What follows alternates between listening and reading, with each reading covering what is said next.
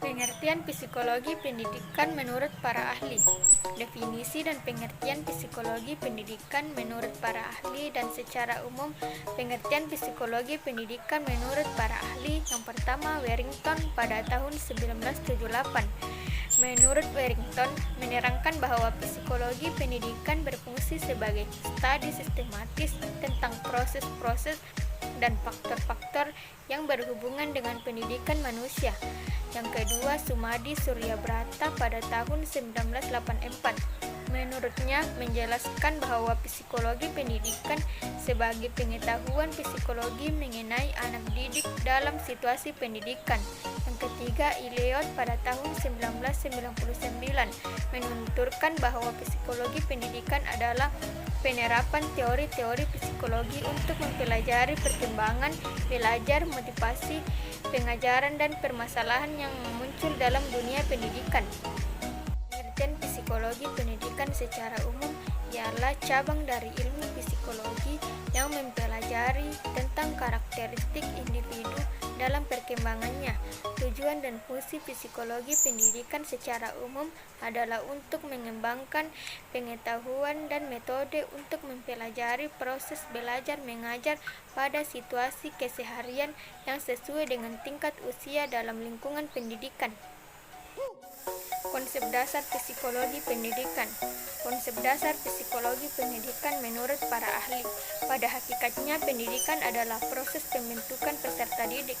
Agar pembentukan tersebut efektif dan berhasil, maka pendidik harus memiliki kualifikasi atau kecakapan dalam psikologi pendidikan. Konsep dasar psikologi dalam pendidikan pada umumnya merupakan subdisiplin psikologi yang menyelidiki masalah-masalah psikologis dalam pendidikan yang kemudian dirumuskan dalam bentuk konsep, teori, dan metode sebagai solusi dari masalah-masalah tersebut. Psikologi pendidikan juga menjelaskan karakteristik atau pola pembelajaran yang disesuaikan berdasarkan usia atau perkembangan kognitifnya. Selanjutnya, teori psikologi pendidikan. Teori psikologi pendidikan menurut para ahli. Yang pertama, teori behavioristik. Menurut behaviorisme, teori psikologi pendidikan yang pertama ini menjelaskan tentang pengamatan perubahan tentang tingkah laku yang dipengaruhi peristiwa di sekitar. Teori ini berpandangan bahwa belajar terjadi karena operan conditioning. Belajar dengan baik, maka ia akan mendapat hadiah dan hal itu akan meningkatkan kualitas belajarnya. Dalam perkembangannya, muncullah beberapa ahli lain yang mendukung teori ini seperti Thorndike, Skinner, Kalhoff, dan lain-lain. Yang kedua, teori kognitif dari Brunner. Teori psikologi pendidikan kognitif mengutamakan bagaimana cara mengembangkan fungsi kognitif individu sehingga belajar menjadi maksimal. Fungsi kognitif penting karena dapat mempengaruhi perkembangan peserta didik dalam proses pendidikan dan sebagai tolak ukur mensukseskan program pembelajaran. Teori ini adalah teori yang umumnya dikaitkan dengan proses belajar. Kognisi adalah kemampuan psikis atau mental manusia yang berupa mengamati, melihat, menyangka, memperhatikan, menduga, dan menilai. Dengan kata lain, kognisi menunjuk pada konsep tentang pengenalan. Teori kognitif menyatakan bahwa proses belajar terjadi karena ada variabel penghalang pada aspek-aspek kognisi seseorang. Yang ketiga, teori humanisme dari Carl R. Roger. Teori ini mengutamakan keterlibatan individual peserta didik secara keseluruhan, sebab belajar tidak akan berlangsung jika tidak ada keterlibatan emosional peserta didik. Teori psikologi ini menjelaskan bahwa seseorang dapat memilih apa yang ingin dipelajari, mengusahakan dan menilai proses pembelajarannya sendiri, sehingga diperlukan motivasi dari peserta didik itu sendiri. Terakhir, teori konstruktivisme.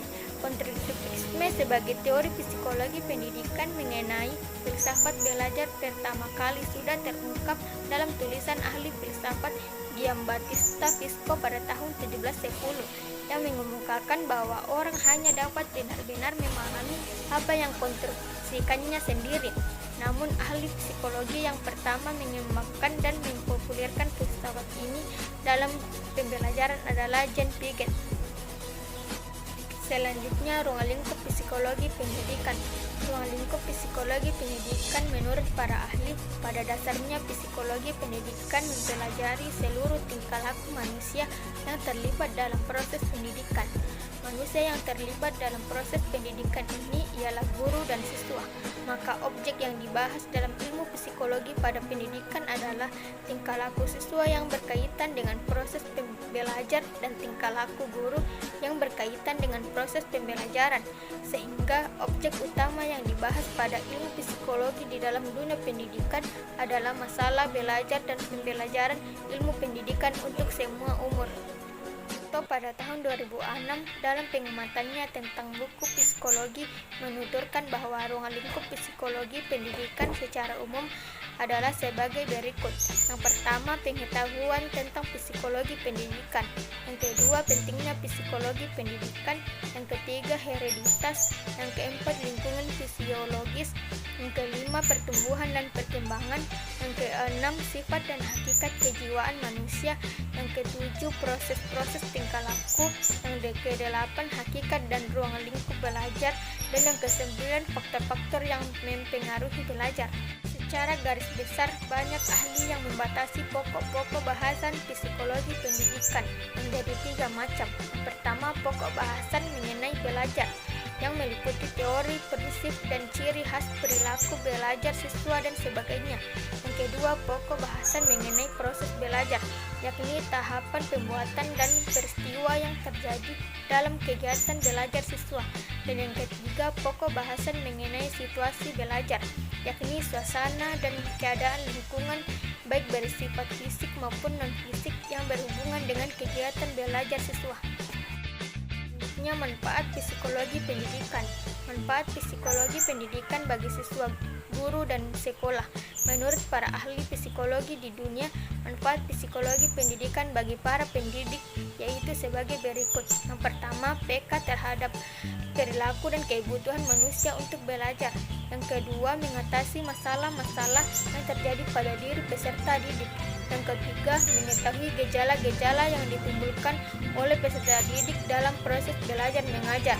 Sedangkan manfaat mempelajari ilmu psikologi pendidikan bagi para siswa didik diantaranya yang pertama, meningkatkan kemauan dan niat untuk mencari dan mendapatkan ilmu. Yang kedua, mengenali naluri dan potensi belajar.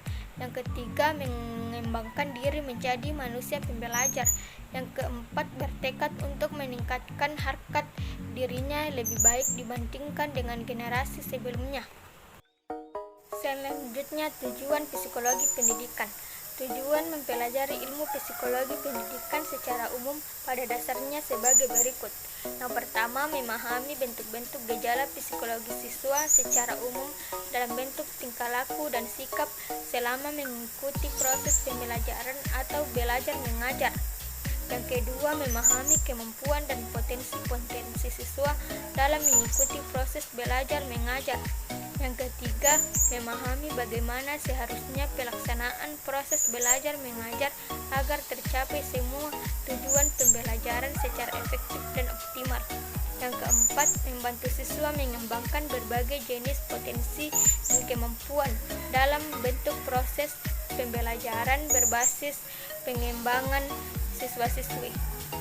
Yang kelima, membantu siswa-siswi menyelesaikan program pembelajaran materi dengan sempurna sehingga dengan pemahaman guru tentang teori dan ilmu psikologi pendidikan dapat memberikan bantuan kepada siswa-siswi untuk menyelesaikan program-program pembelajaran sampai tuntas 100%.